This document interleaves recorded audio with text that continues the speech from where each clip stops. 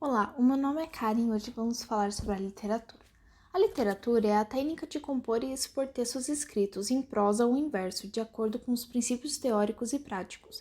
A palavra literatura vem do latim literis, que significa letras.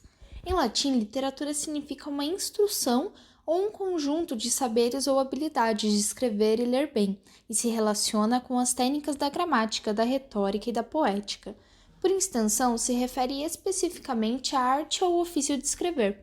O termo literatura também é usado como referência a um conjunto escolhido de textos, como por exemplo a literatura portuguesa, espanhola, inglesa, brasileira, japonesa, entre outros. Funções. Nas funções temos hedonística, que dá uma sensação de prazer de ser algo belo, catártica, troca de sentimentos, cognitiva, aprendizagem e política social de engajamento. Gênero. Os textos do gênero lírico que expressam sentimentos de emoções são permeados pela função poética da linguagem. Neles há predominância de pronomes e verbos na primeira pessoa, além da exploração da musicalidade das palavras. No gênero épico ou narrativo, há a presença de um narrador, responsável por contar uma história na qual os personagens atuam em um determinado espaço e tempo.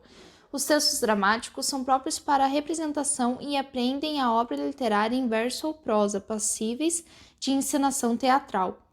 A voz narrativa está entregue aos personagens, atores que contam uma história por meio de diálogos e monólogos.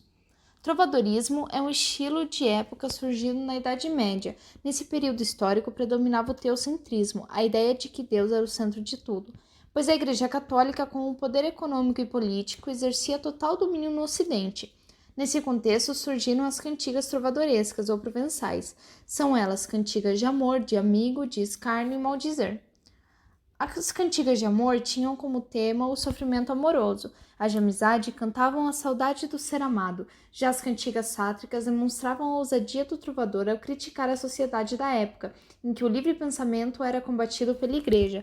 Assim, na Europa, houve muitos trovadores, cujas obras chegaram até nós, como as cantigas dos trovadores portugueses Dom Dines e João Garcia de Guilherme, entre outras.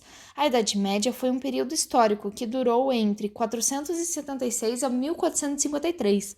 A sociedade medieval estava dividida entre clero, nobreza e povo. No entanto, a Igreja Católica era detentora de poder político e econômico no Ocidente. No período medieval, a maioria da população era analfabeta, e a escrita e a leitura estavam restritas ao clero e alguns nobres. Os livros eram muito caros, pois a reprodução das obras era feita por copistas. Elas eram manuscritas.